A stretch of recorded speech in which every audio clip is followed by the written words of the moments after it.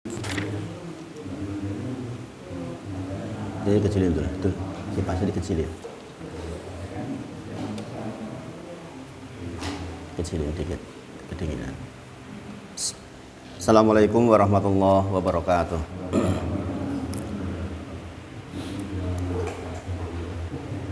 Alhamdulillahi haqqa hamdi nahmaduhu wa nasta'inuhu wa nastaghfiruh. Wa na'udzu billahi min syururi anfusina wa min sayyiati a'malina. May yahdihillahu fala mudilla lahu wa may yudlilhu fala hadiyalah. Asyhadu alla ilaha illallah wa asyhadu anna Muhammadan abduhu wa rasuluh. Allahumma shalli ala sayyidina Muhammad wa ala ali sayyidina Muhammad. Subhanaka la ilma lana illa ma 'allamtana innaka antal alimul hakim. Rabbi shrah li sadri wa yassir li amri wahlul 'uqdatam min lisani yafqahu qawli. Amma ba'd.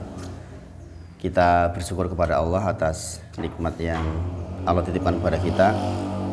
Kita berdoa kepada Allah agar nikmat ini menjadi wasilah untuk semakin bertakwa kepada Allah Subhanahu wa taala. Mudah-mudahan kita dalam kondisi yang sehat bugar insya Allah. Belakangan di banyak masjid banyak yang sakit. Saya sendiri agak gerok ini. Insya Allah kita masuk ke rukun yang ketiga, yaitu membaca surat Al-Fatihah. Kemarin terakhir sudah takbiratul ihram. Insya Allah sudah diingat seluruhnya untuk takbiratul ihram. Bagian yang paling penting di dalam sholat salah satunya adalah takbiratul ihram, karena dia yang membuka sholat kita. Takbir yang mengharamkan, takbir yang menjadikan apa yang tadinya boleh menjadi tidak boleh lagi. Itulah kenapa dinamakan takbiratul ihram. Ihram artinya yang mengharamkan. Maka berikutnya adalah kita membaca surat Al-Fatihah. Sebagaimana metode belajar kita memisahkan pembelajaran yang syarat, rukun, wajib, dan sunnah. Jadi kita membahas yang rukun dulu. Karena membaca surat Al-Fatihah juga biasanya didahului dengan ta'awud, tapi ta'awud bukan masuk dalam rukun. Maka kita bahas yang rukun dulu. Dalil wajibnya membaca surat Al-Fatihah di dalam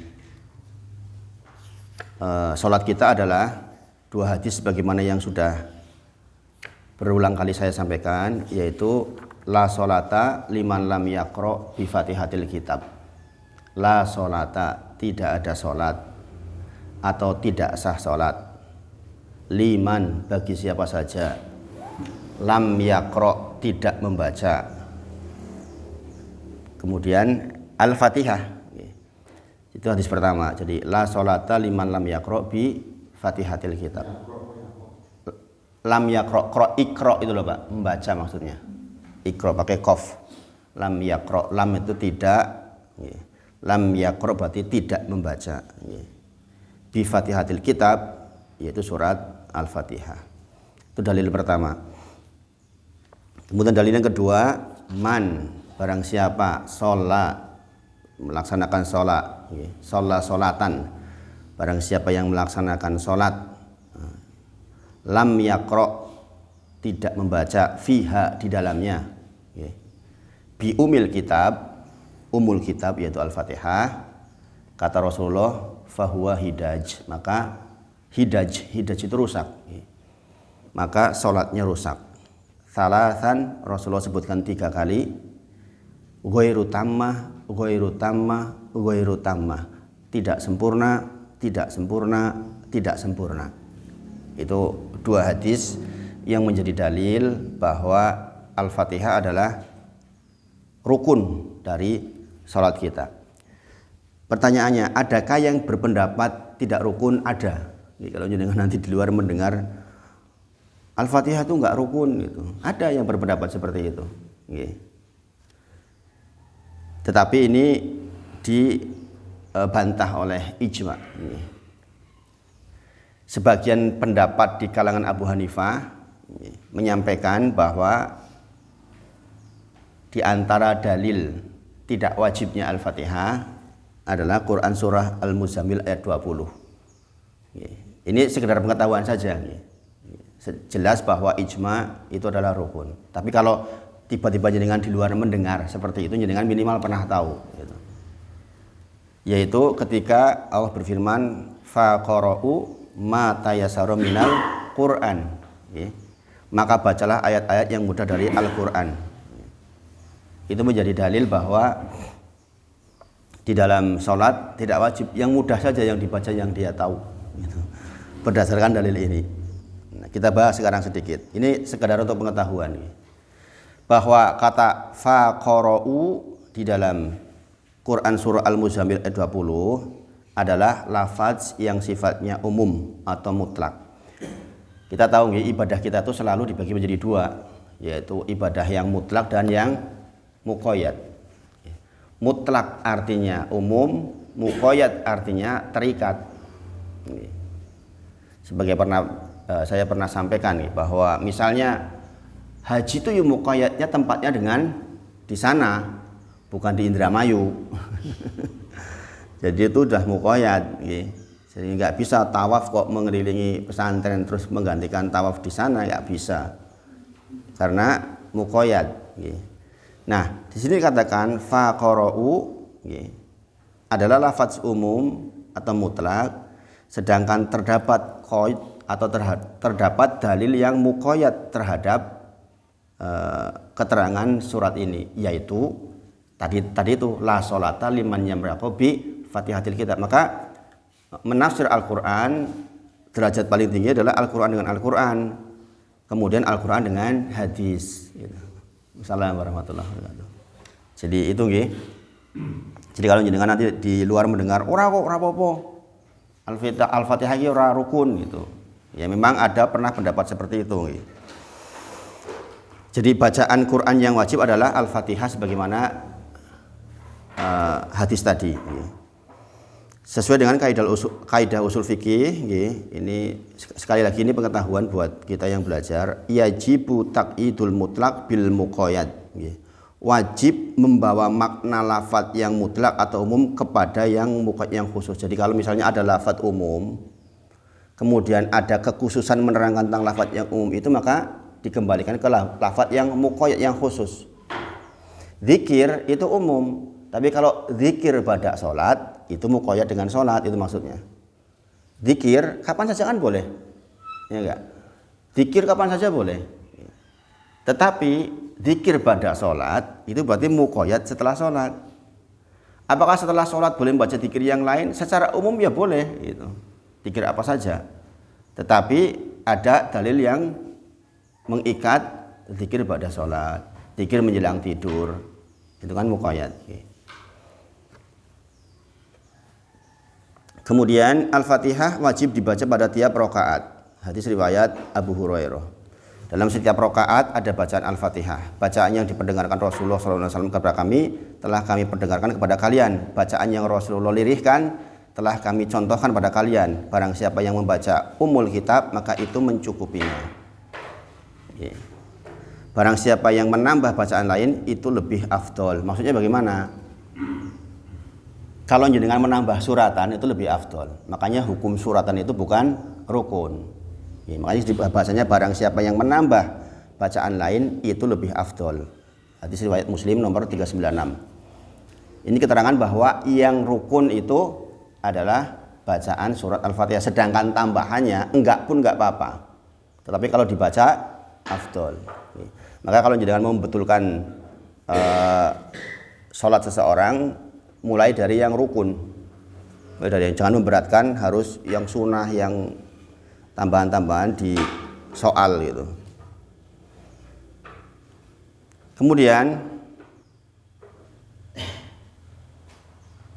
apakah status rukun dan hukum wajib membaca Al-Fatihah itu berlaku untuk semua orang yang sholat?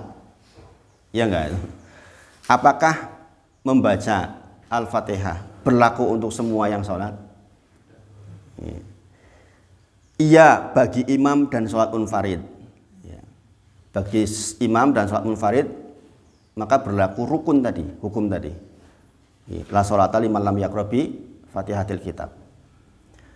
Bagaimana dengan makmum? Ini diperselisihkan di kalangan para ulama. Jadi kalau ada ruang yang berbeda pendapat di bagian makmum, memang itu khilaf yang muktabar. Maksudnya muktabar itu khilaf di kalangan para ulama yang muktabar. Jadi kalau ada khilaf di bagiannya muktabar ya jangan disoal maksudnya.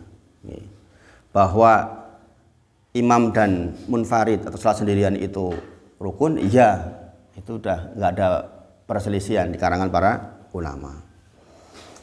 Syekh Muhammad bin Shalih Al-Utsaimin dalam Majmu' Fatawa mengatakan ada beda pendapat. Satu, ini dulu udah pernah saya sampaikan. Pendapatnya pertama, tidak wajib baik imam, munfarid atau makmum. Dalil Quran surah Al-Muzammil ayat 20. Ini ada yang berpendapat seperti itu tadi. Yang berdalil dengan Quran surah Al-Muzammil ayat 20. Kemudian bacalah apa yang mudah bagimu dari Al-Quran, itu dalilnya. Itu yang berpendapat seperti itu, pendapat yang tidak wajib. Kita harus tahu, namanya belajar itu harus tahu semuanya, biar kita tidak bingung. Yang kedua, pendapatnya mengatakan rukun bagi imam, makmum atau munfarid. Pokoknya mau jadi imam, makmum, munfarid wajib baca karena itu rukun. Dalilnya tadi, la sholata liman lam yaqra bi Fatihatil kitab, baik sholat sirriyah maupun jahriyah. Sholat duhur, asar atau sholat maghrib, isya, subuh tetap makmum baca. Ini yang saya pegangi. Meskipun di mazhab Imam Ahmad bagi yang jahriyah tidak. Yang ketiga, rukun bagi imam dan munfarid, namun tidak bagi makmum secara mutlak. Ada yang berpendapat seperti itu. Pokoknya wis duwe imam, ya ora usah maca.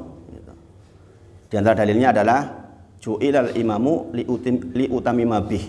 Ditunjuk imam untuk engkau ikuti.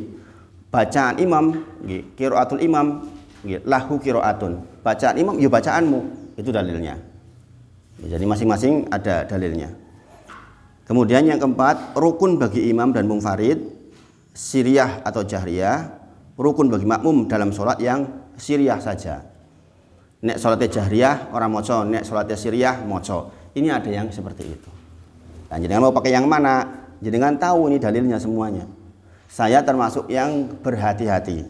Pokoknya kalau sholat walaupun saya makmum, saya tetap baca Al-Fatihah. Resikonya kalau imamnya nggak kasih jeda, nabrak suratan.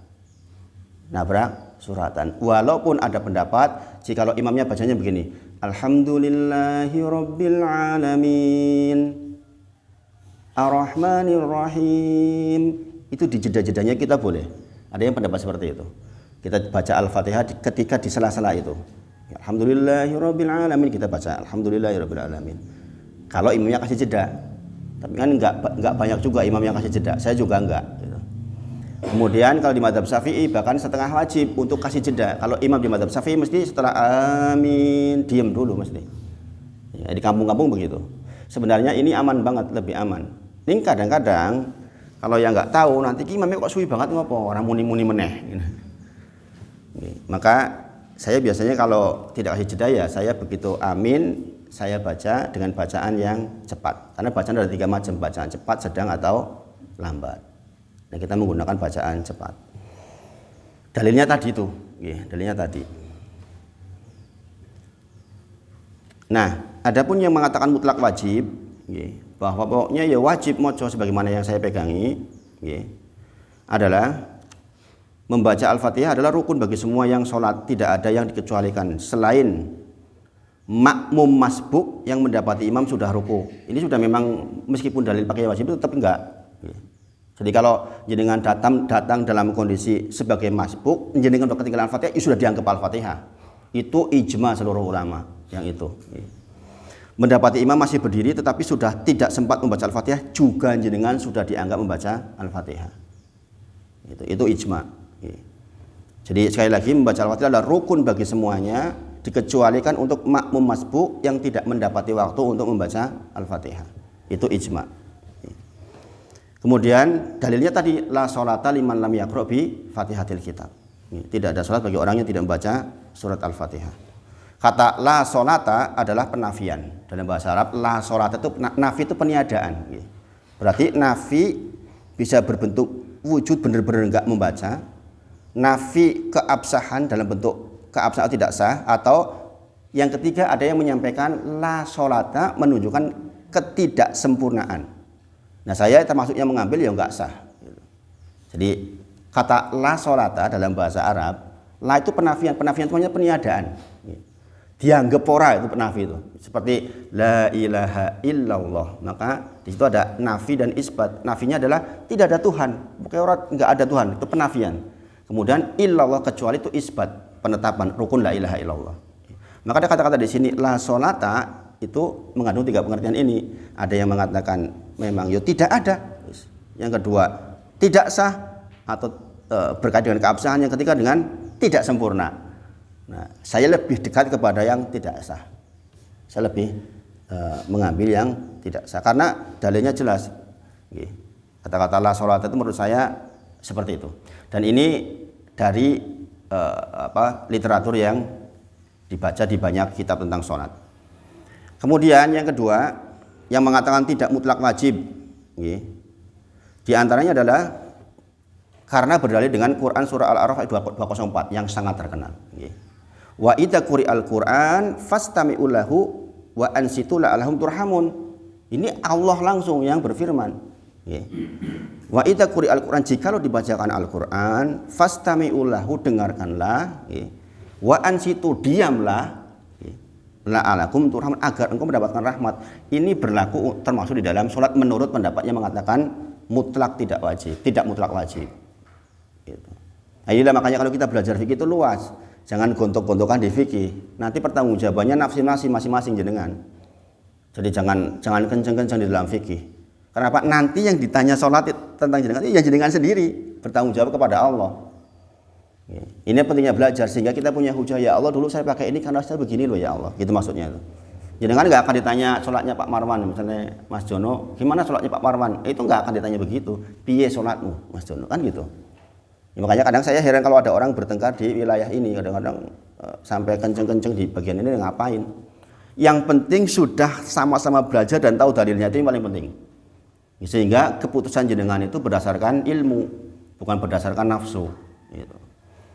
Karena Pak memang luas, sekali lagi fikih itu luas. Kok ora podo? Ya dari Rasulullahnya begitu. Dari Rasulullahnya memang ada beberapa hal. Meletakkan tangan ada beberapa hal, takbir ada beberapa hal, itu karena apa? Karena ada yang mungkin mampu, ada yang tidak pada akhirnya. Seperti kita turun ke sujud, sebagaimana yang kita pahami bersama, ada yang begini, baru turun, ada yang ini dulu, bahkan ada yang nambah begini. Nah ini semua datanya dari Rasulullah. Mungkin ada yang bertanya, kok Rasulullah kok ora siji? Ya memang enggak, kalau fikih itu memang enggak.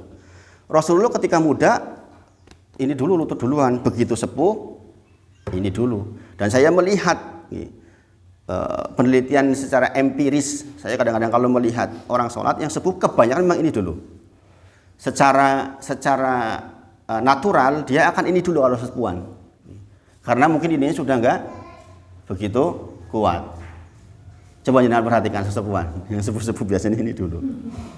Gini Bang Iya memang begitu. Makanya Rasulullah ketika muda pakai ini, ketika sepuh. Makanya di dalam fikih itu kalau dicontohkan lebih dari satu, pasti memang ada orang yang harus nyaman dengan itu.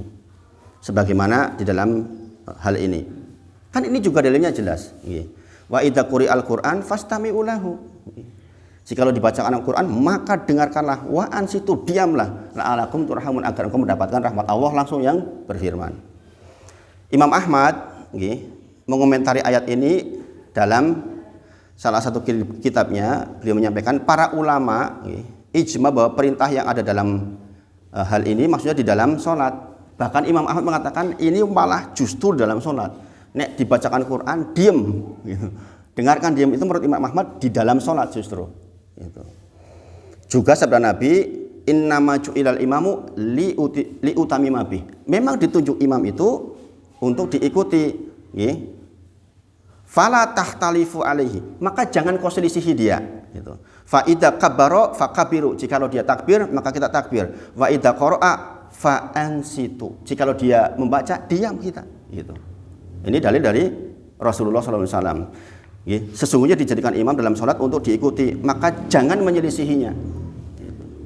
Ini dari Rasulullah juga. Makanya kalau ada fikih itu sekali lagi luas. Makanya berkembang ahlu sunnah wal jamaah itu ada 4. Ada 4. Orang yang nggak pakai madhab, ya madhab kelima namanya madhabnya nggak pakai madhab ini.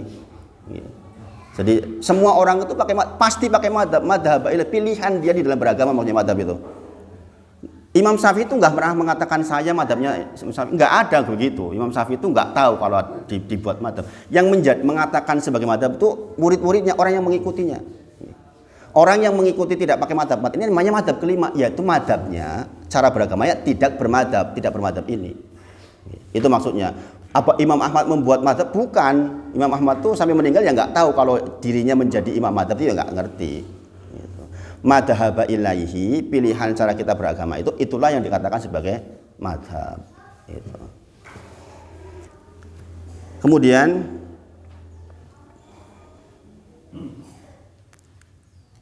meskipun kata-kata faida qoro'a fa'ansitu itu ada perselisihan di kalangan para ulama gitu. Ya, ada perselisihan di para ulama. Tapi itu sampai kepada kita. Kemudian yang ketiga, dalam sholat siriyah makmum wajib. Riwayat dari Jabir radhiyallahu anhu. Kami biasa membaca ayat Al-Quran dalam sholat duhur dan asar di belakang imam. Di 2 rakaat pertama bersama Al-Fatihah, kemudian di 2 rakaat terakhir Al-Fatihah saja. Jadi kalau di 2 rakaat pertama Al-Fatihah plus suratan maksudnya.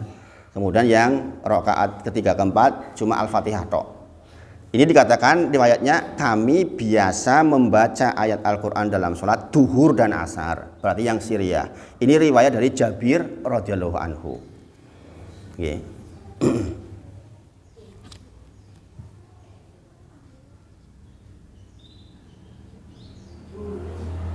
Kemudian ada beberapa sejarah panjang terkait dengan bacaan Al-Fatihah di dalam tarjih dari Syekh Al-Albani rahimahullah ta'ala. Beliau mengatakan awalnya makmum boleh baca sholat di dalam sholat jahriyah. Kemudian sampai suatu ketika di dalam sholat subuh makmum itu merasa kesulitan untuk membarengi seperti itu. Maka kemudian Rasulullah menyampaikan, ini dulu sudah pernah saya sampaikan ini. Mungkin di antara kalian ada yang membaca Quran di belakangku. Maka Ubadah bin Somit menjawab, iya saya ya Rasulullah. Jadi sholat subuh Rasulullah baca, Ubadah bin Somit baca. Nabi bersabda, jangan kau lakukan itu kecuali Al-Fatihah, karena dalil la sholata liman lam yaqra bi Fatihatil kitab. Jadi yang diizinkan oleh Rasulullah berdasarkan hadis ini entuk mau mung Al-Fatihah tok, liyane ora. Jadi ini juga hadis riwayat Bukhari. Kita sepakat kalau sudah riwayat Bukhari Muslim itu jelas disepakati oleh seluruh ulama. Namun kemudian suatu ketika melarang secara total di dalam sholat jahriyah. Ada hadis sampai kepada kita Rasulullah melarang. Awalnya tadi boleh kan? Di dalam hadis tadi kan mungkin di antara kalian ada yang baca Quran di belakangku. Ubadah bin Samit mengatakan, iya ya Rasulullah saya. Kemudian Nabi bersabda, jangan kau lakukan itu kecuali Al-Fatihah, di dalam hadis riwayat Bukhari. Kemudian ada hadis lain setelahnya, apakah di antara kalian ada yang baca Al-Quran bersamaku dalam sholat barusan? Seorang sahabat berkata, iya saya ya Rasulullah. Nabi bersabda, saya bertanya kepadamu, mengapa bacaanku kau selingi? Mengapa bacaanku kau selingi? Kata Rasulullah. Semenjak itu maka sahabat tidak membaca di dalam sholat jahriyah. Jadi sekali lagi, ini semua dalil sampai kepada kita. Kita harus paham bahwa fikih itu sangat luas. Biasanya kekeliruan orang belajar itu kalau hanya memakai satu aja dipegangin. Nah, ini jadi sempit. Jadi akhirnya nyalah kalian itu loh. Ya kan? Karena apa? Karena dia hanya belajar dari satu riwayat saja. Nah, ini jadi masalah. Makanya biasanya pertengkaran fikih itu berangkat dari kesempitan itu. Biasanya gurunya yang mengkui tok. Misalnya seseorang di di LDII misalnya. Ya, kita sebut saja ya. Itu kan menurut mereka mangkul menurut mereka. Ya, padahal mangkul tahu nggih mangkul nggih. Mangkul itu maksudnya bersanad maksudnya tuh. Mangkul itu pokoknya sing bener ki ya mung iki jalure ki tok saka Nur Hasan. Pemimpinnya itu loh. Nek ora lewat kuwi berarti yo keliru itu loh. Padahal di dalam ilmu mustalah hadis itu nggak begitu. Di dalam ilmu mustalah hadis itu diterangkan riwayat ini dari ini dari ini. Adakah yang syadz, adakah yang buruk, adakah yang itu diteliti semua. Maka timbullah pengumpulan hadis di dalam hadis riwayat Bukhari Muslim itu yang disepakati seluruh ulama bahwa kalau udah dikodifikasi di situ berarti pasti sahih gitu. Makanya kita belajar seperti ini untuk tahu, untuk jadi luas. Sehingga dengan memilih itu tentrem. Oh, saya pilih baca Al-Fatihah dengan dasar la sholata liman lam yaqra bi Fatihatil Kitab sebagaimana yang saya lakukan. Oke. Maka resikonya kadang-kadang nabrak bacaan imam di suratan. Kenapa saya tabrak? Karena itu toh sunnah. Kalaupun nggak dibaca tuh suratan itu masih sah sholat gitu loh. Ya kan? Tapi ini pendapat pribadi saya. Adakah pendapat yang saya pegangi? Ada. Syekh Sholeh Al-Utsaimin, Syekh Sholeh Al-Fauzan, ulama besar di Arab Saudi, itu pakai yang model yang saya itu, yang saya pilih itu. Jadi kehati-hatian pokoknya tetap membaca Quran walaupun syiriah atau jahriyah. Gitu. Saya termasuk yang begitu. Jadi saya baca, makanya saya di rumah sering berlatih baca Al-Fatihah cepat tetapi yang tartil. Walaupun cepat jangan nggak tartil ya, tetap tartil. Gitu. Nah ini yang terkait dengan perbedaan fikih di dalam Al-Fatihah. Jadi jangan sampai kita saling menyalahkan setelah kita tahu ilmunya. Karena sekali lagi riwayat itu datang kepada kita banyak. Beda dengan usul. Kalau usul itu ya satu. La ilaha illallah itu ya cuma satu. Mau lewat jalur manapun ya cuma satu. Bahwa rukun Al-Fatihah, rukun la ilaha illallah ya cuma dua. Mau riwayat manapun. Makanya di dalam usul itu pasti nggak ada perbedaan. Nah yang disoal sekarang oleh PG ini, yang di Indramayu itu kan masalah usul. Masalah usul, kan masalah fikih aja nggak masalah usul yang disoal tentang qala Rasulullah fil Qur'anil Karim, jika mengatakan bahwa bukan kalamullah walaupun dia berdalil dengan surah An-Najm in huwa illa wahyu yuha. Tapi kan pernyataannya kan dilanjutkan bahwa ini kalamnya Rasulullah di dalam Al-Quran, ya kan? Karena tidaklah Rasulullah menyampaikan kecuali wahyu. Tetapi ini sempit banget ini orang ini sebenarnya. Bagi yang tahu ilmu, ini kan ada penjabaran tools yang alat-alat yang lain yang menerangkan mana yang diletakkan di Al-Quran, mana yang hadis qudsi, mana yang ucapan Rasulullah, itu kan dibedakan. Kalau begitu apa bedanya hadis dengan Al-Quran dong? Nah itu masalah usul. Makanya seharusnya memang ditangkap harusnya itu. Karena sudah sampai bagian soal. Kalau masalah fikih itu insya Allah luas. Tapi kalau masalah usul itu harus satu. Kalau enggak ya bubar Islam. Gitu. Makanya kemarin saya sampaikan di Miftahul juga tentang salah satu hadis Arba'in nomor 6. Hadis Arba'in nomor 6. Yaitu ketika Rasulullah bersabda, Innal halala bayyinun wa innal harama bayyinun. Ini kitabnya Innal halala bayyinun wa innal harama bayyinun. Sungguh yang halal itu jelas, yang haram juga jelas. Kemudian ma bainahuma umurun mustabihat. Di antara keduanya ada urusan yang samar-samar. La ya'lamuhunna katsirun minan nas. Banyak orang yang tidak tahu yang samar-samar itu. La ya'lamuhunna katsirun minan nas. Kata-kata katsiru itu banyak menunjukkan. Kalau aksaru itu kebanyakan. Wong 195 sing orang ngerti iki aksaru dalam bahasa Arab. Tapi nek katsiru itu oke, ning yo oke sing ngerti pula. Maksudnya itu. Jadi yang halal jelas, yang haram jelas. Di tengah-tengahnya ada yang tidak jelas, yang samar-samar. Samar-samar bagi samar-samar baginya enggak berilmu maksudnya. Paham nggih? Rokok bagi saya nggak samar-samar rokok, haram bagi saya. Meskipun ada yang mengatakan haram, ada yang mengatakan makruh, ya enggak? MUI mengatakan haram, Al-Azhar mengatakan haram, ilmu kesehatan mengatakan haram. Tapi di saudara kita di NU mengatakan makruh, ya kan? Bahkan dikatakan bukan kiai kalau nggak ngerokok. Itu kan berarti kan tidak, masih samar bagi sebagian orang. Musik di dalam madzhab Syafi'i itu haram hukumnya jelas. Madzhab Syafi'i khususnya. Saya juga yang meyakini haram. Persoalan belum bisa itu cerita lain, Bapak. Jangan menjadikan yang kita tidak bisa benar menjadi halal. Kita tetap masalah hukum tetap hukum kan. Orang mengatakan riba haram misalnya.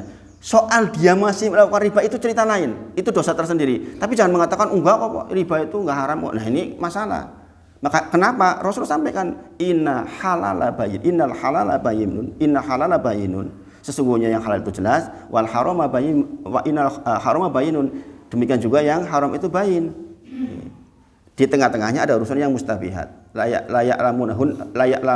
lamuhunna katsirun minan nas. Banyak orang yang enggak tahu. Artinya banyak pula orang yang tahu. Orang yang tidak tahu karena tidak belajar ya gimana mau tahu gitu. Dikatakan faman ittaqa subhat, barang siapa yang menjaga dirinya dari subhat, faqad istabra li dinihi wa irdihi. Barang siapa yang menjaga dirinya dari subhat, maka dia telah menjaga agama dan kehormatannya. Jadi kalau ada subhat, itu jenengan jangan dekat-dekat. Subhat itu jenengan tuh nggak ngerti bener. Maka mendingan yang aman. Mendingan yang aman, jangan ikut-ikutan. Ini penting banget nih. Kemudian waman waqa'a fi subhat, barang siapa yang terjerumus di dalam subhat, maka waqa'a fil haram, sesungguhnya dia terjerumus kepada yang haram. Kenapa? Di antara yang subhat itu ada yang haram maksudnya. Ya enggak, jenengan melakukan sesuatu, jebul iki haram ya, kurang ngerti ya. Nah, itu kan berarti jenengan masuk ke dalam yang haram. Maksud dari hadis ini. Katanya ada yang samar-samar, kok katanya kalau masuk yang samar-samar kok masuk yang haram. Iya, di antara yang samar-samar itu ada yang haram maksudnya. Paham ya? Kan kadang-kadang kita nggak ngerti hukum, tahu-tahu kita ngelakuin, ternyata jebule iki haram toh. Masalah jual beli misalnya, ternyata jual beli seperti itu haram toh, ternyata nggak boleh toh. Misalnya seperti itu. Maka sekali lagi ini pentingnya belajar. Kemudian karoi yar'a haulahima, ini penting banget kata-kata ini. Sebagaimana seorang penggembala menggembala gembalanya haulahima. Haula itu di sekeliling. Haula itu begini nih. Ini lapangan yang nggak boleh didatangi. Kita di sini nih menggembalanya. Maka seperti karoi yar'a haulahima, sebagaimana seorang penggembala yang menggembala di wilayah yang itu, yang di sekeliling hima itu. Hima itu daerah larangan maksudnya. Yusiku ayar ta'afih, maka kalau dia lalai sedikit saja masuk tuh gembalanya. Jadi kan lagi menggembala kambing, jadi kan gitu ngantuk sedikit, gembalaannya masuk ke daerah yang terlarang. Maksudnya kita tuh jangan berada di haulah hima, jangan berada di sekeliling tempat yang berpotensi kita tuh masuk berada di larangan. Contoh, ketika Allah melarang tentang zina, zina jelas haram, jelas dosa, ya kan? Ya enggak? Tapi Allah perintahkan kepada kita wala taqrabu zina. Jangan dekati zina. Ini zinanya nih. Jangan deket-deketin zina nih. Yang mengantarkan, jangan pacaran, jangan deket-deketan, jangan LDR-an, jangan macam-macam itu loh. Supaya kita enggak gampang masuk ke situ. Makanya dikatakan jangan di haulahima. Kemudian dikatakan ala wa inna likulli malikin hima. Ketahuilah sesungguhnya setiap malikin, setiap raja itu punya hima. Setiap raja itu punya daerah terlarang. Kita juga sama. Setiap kita kan juga punya daerah terlarang. Hal yang menurut kita terlarang. Kita nggak mau orang lain masuk ke situ, ya nggak? Nah, dikatakan di sini, ala wa inna himallah maharimuhu. Adapun apa yang menjadi larangan Allah adalah apa-apa yang diharamkannya. Jadi hukum haram ini kan membahas tentang halal haram. Kemudian hadis ini ditutup dengan ala wa inna fil jasadi mudghah. Sesungguhnya di dalam diri ini ada segumpal daging. Idza saluha saluhal jasadu kullu wa idza fasadat fasadal jasadu kullu. Ala wahyal qalbi. Jika segumpal daging itu baik, maka baik seluruhnya. Jika segumpal daging itu jelek, maka jelek seluruhnya. Ala wahyal qalbi. Dia adalah jantung. Nah, ini untuk apa? Kalau kita menghadapi situasi di mana kita masih bingung. Ya, samar-samar antara halal dan haram, maka kita mending meninggalkan yang subhat itu. Ini pembahasannya panjang lebar nih. Nanti di pembahasan tentang kajian kitab Arba'in. Ini kitabnya. Nah kemudian, sekarang karena kita tahu bahwa Al-Fatihah itu menjadi rukun yang inti di dalam sholat kita, maka kita kembali ke ilmu yang sudah kita pelajari ketika Ramadan. Maksud lam yakro di situ apa? Yaitu tidak membaca atau membaca keliru bacaannya. Ya enggak? Masih ingat nggih?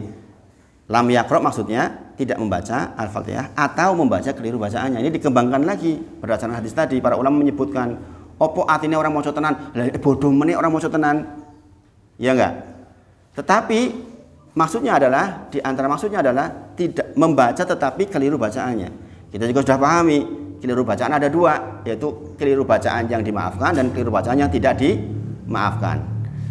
Yang tidak dimaafkan namanya lahan apa? Lahan besar, lahan jali. Yang dimaafkan lahan khafi, lahan kecil. Nah, kita lihat sekarang. Kita belajar cepat aja karena ini sudah saya ulang-ulang di beberapa tempat juga. Videonya sudah saya share juga. Di ayat 1 dulu kita belajar tentang kesalahan khafi, kesalahan yang dimaafkan. Contohnya bismillah, bismillah itu khafi. Harusnya apa? Bismillah. Nah, ini banyak imam yang baca bismillah, banyak. Atau bismillahirrahmanirrahim, kepanjangan. Harusnya 2 harokat menjadi 3 harokat. Itu juga insya Allah masih dimaafkan dalam kasus ini. Karena mad juga di kasus lain bisa mengubah arti. Maka pastikan jenengan bacaan di ayat 1 itu benar-benar sempurna. Bi harus harokat kasroh dipenuhi. Harokat kasroh hanya akan penuh jikalau ditarik sendiri sedikit bibirnya. Enggak mungkin kalau enggak bakal bisa sempurna. Bismillah. Kalau enggak ditarik begitu, jadi miring. Maka kita harokat kasroh harus bi kan narik sedikit ini penting. Kalau enggak nanti mungkin jenengan enggak kerasa, di belakang jenengan tahu, apalagi kalau di belakang jenengan pembaca Al-Quran, penghafal Quran. Bismillahirrahman, kan beda dengan bismi, ya kan? Maka sekali lagi harokat kasroh, tarik bibir sedikit. Bismi. Sin di situ ada sofir dan hamas. Sofir artinya mendesis, hamas artinya mengalir udara. Bismillah.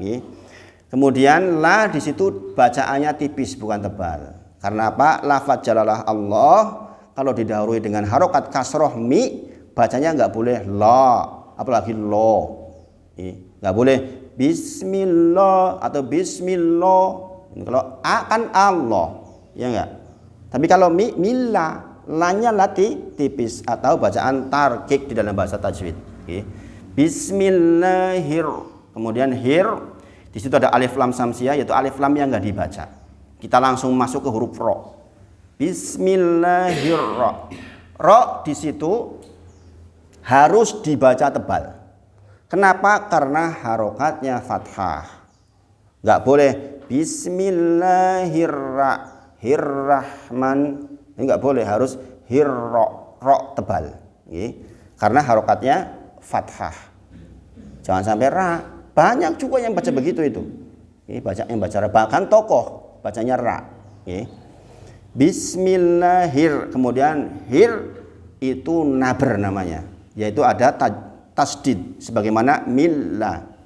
Itu ada tasdid. Tasdid itu artinya huruf double. Maka harus double betul, jangan bismillah, kan beda dengan bismillah. Hirro dengan hiro kan beda. Bismillahirro. Ro letakkan lidah di langit-langit. Ro naik ke atas, ro itu. Jangan di tengah-tengah. Kalau di tengah-tengah nanti getarnya terlalu banyak. Karena maksimal getar di ro itu sebenarnya 2 maksimal. Bismillahirrahmanirrahim gitu. Sama nirro juga hukumnya alif lam samsiah dan juga ditekan naber. Coba dipraktikkan bareng-bareng. Bismillahirrahmanirrahim. Meskipun ini ada yang jahar dan sir. Kalau di Indonesia kebanyakan pakai yang jahar karena mazhab Syafi'i. Kalau di Arab Saudi pakainya yang sir. Bismillahirrahmanirrahim. Termasuk yang saya praktikkan begitu. Tapi kalau saya ngimam di Cilacap mesti tak tebalin, tak perdengarkan. Jadi saya melihat-lihat di masjid mana saya ngimam. Kalau kebiasaan harian saya bismillah sir. Kemudian him di situ ada hukum namanya mad arid li sukun, yaitu bacaan 24 atau 6 harokat. Mad arid li sukun adalah mad tabi'i bertemu dengan huruf hidup yang wakof. Mad tabi'inya adalah kasroh dan ya sukun. Mad tabi'i itu ada 3. Mad itu artinya panjang dalam bahasa Arab ya. Kalau jangan dengar hukum tajwid mad berarti panjang. Panjang itu artinya lebih dari 1. Dan mad asli, mad yang 2 harokat hanya ada 3. Yaitu fathah ketemu alif, kasroh ketemu ya sukun, dhammah ketemu waw sukun. Itu mad tabi'i. Hukumnya dibaca 1 ayun atau 2 ketukan. Seperti halnya bismillahirrahmanirrahim. Itu mad tabi'i. Di sini ada kasroh yaitu hi ketemu ya sukun berarti mad tabi'i ketemu mim.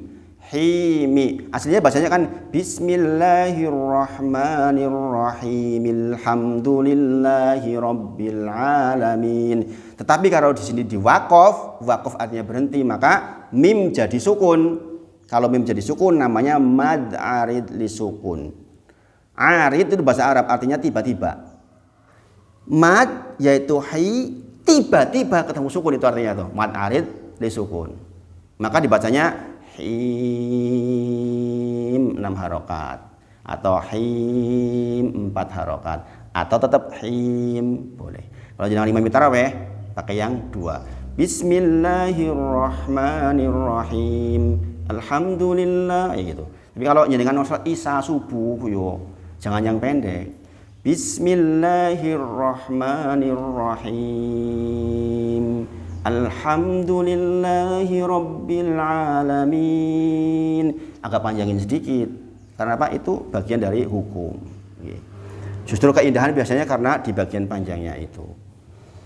Ini ayat pertama. Kemudian lahan jali. Lahan jalinya apa dulu? Yaitu ucapan arrohim dan arrohim. Harusnya pakai ha, dirubah menjadi ha atau kho. Bismillahirrahmanirrahim. Dengan menyebut nama Allah yang tidak ada artinya dan yang menurunkan hujan rintik-rintik. Ar-Rahim. Ar-Rahim apa dulu artinya? Ar-Rahim yang indah suaranya. Dengan menyebut nama Allah yang kalau Ar-Rahman itu enggak ada yuhilu bimakna, enggak ada maknanya. Sejauh yang saya buka-buka kamus, saya enggak tahu artinya aslinya apa. Jadi kalau kita menyebutkan bacanya Bismillahirrahmanirrahim, berarti dengan menyebut nama Allah yang tidak ada artinya dan yang indah suaranya, ya kan jauh banget. Maka itu kalau yang seperti itu sudah lahan jali yang dikatakan lam yakro tadi, berpotensi tidak sah sholat seseorang gara-gara itu. Maka di ayat 1 ini menjadi penting dipahami itu. Ini belajar cepat. Kemudian ayat kedua, alhamdulillahi rabbil alamin. Coba bareng-bareng. Alhamdulillahi rabbil alamin. Perhatian, lahan khafi di sini alham harusnya alham dibacanya alham itu lahan khafi. Kekeliruan makruh. Atau ada yang baca begini. Ini saudara saya sendiri, delingnya raiso. Alhamdulillah ada begitu. Ini orang nyala-nyalain orang lain ini orang. Orang yang baca begitu tuh nyala-nyalain orang lain, bayangin. Dia nggak tahu ilmu bisa menyalahkan orang lain, ini bahaya banget. Orang nggak berilmu menyalahkan dasar ilmunya nggak ada. Subhanallah. Delingnya raiso. Bacanya begitu imamnya. Alhamdulillah. Bahkan alhamdulillah. Subhanallah. Ini sering terjadi. Alhamdulillahi rabbil. Banyak juga. Alhamdulillahi rabbil alamin rabbil. Biasanya memang tawalud salah satu huruf lam. Itu sering tawalud. Tawalud artinya beranak. Harusnya enggak beranak jadi beranak. Al jadi ale kan beranak namanya. Maka di sini diperhatikan supaya lam enggak beranak taruh di samping. Jangan al letakkan di samping Kalau di samping enggak bakal tawalud. Makanya pengucapan huruf lam taruh samping otomatis berhenti. Alhamdulillahi rabbil alamin. Mim ha sama ha bersih, enggak ada al-ha. Kemudian mim tawasud. Mim tawasud artinya jangan berhenti mendadak. Alhamdulillah itu keliru. Alhamdulillah itu keliru. Yang benar alhamdulillah. Paham ini bedanya? Bedanya paham nggak? Kalau alhamdulillah mimnya langsung mandek. Alhamdulillah itu keliru.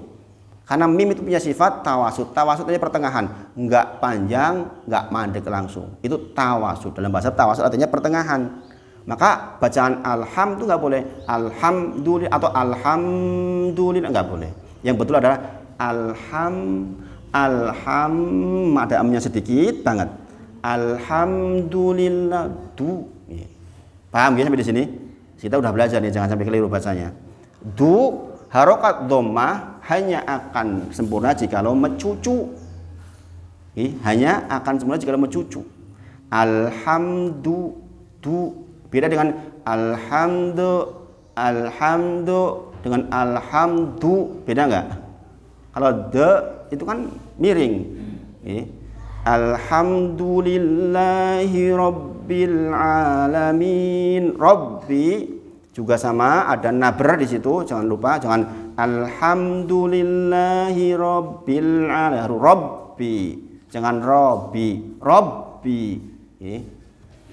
Jadi semuanya dikasih haknya. Yang tasdid dikasih hak tasdid.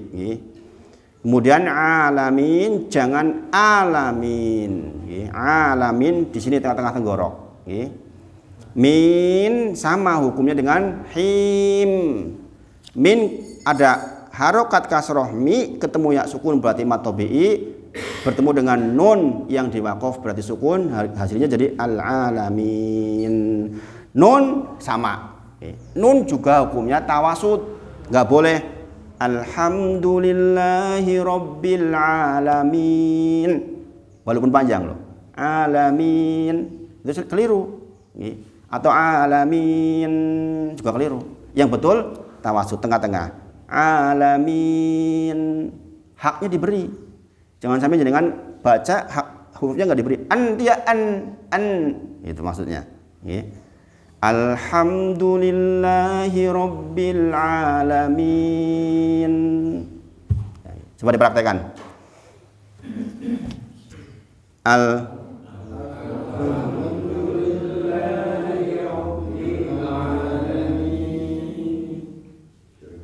Pak Marlan coba, Pak Marlan.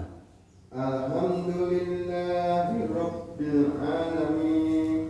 Coba tirukan nadanya saya Pak biar benar. Alhamdulillahi rabbil alamin.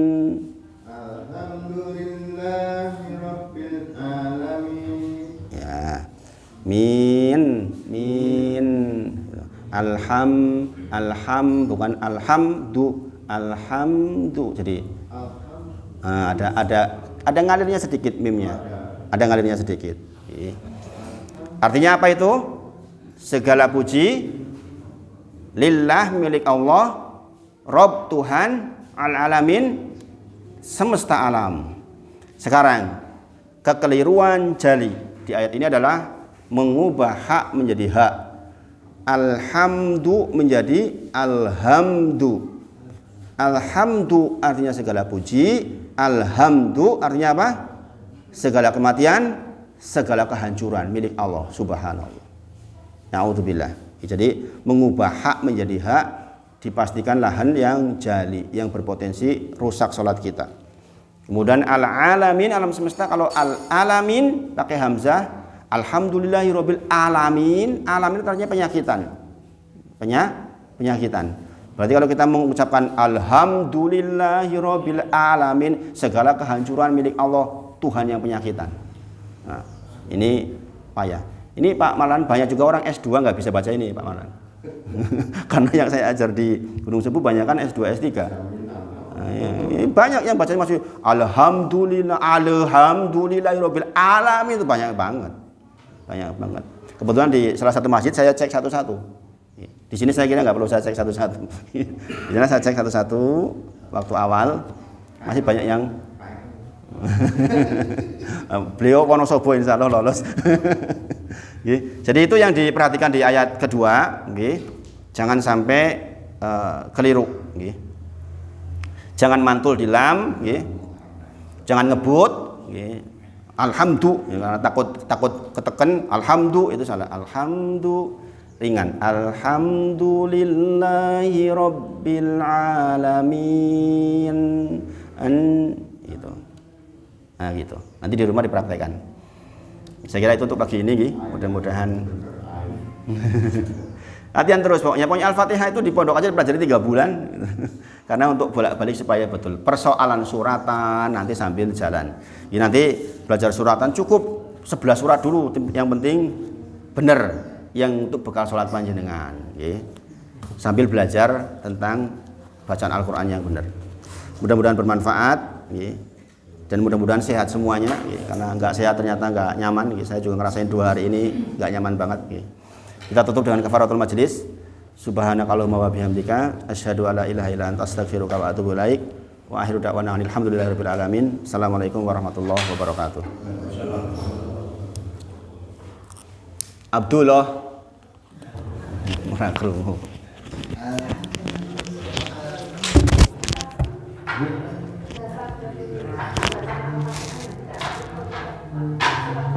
Gimana? Muzammil 20. Itu Al-Muzammil 20. Surah Al-Muzammil ayat ke 20. Yang tidak mutaqab. Salah satunya itu salah satunya. Oh iya, ayat 24.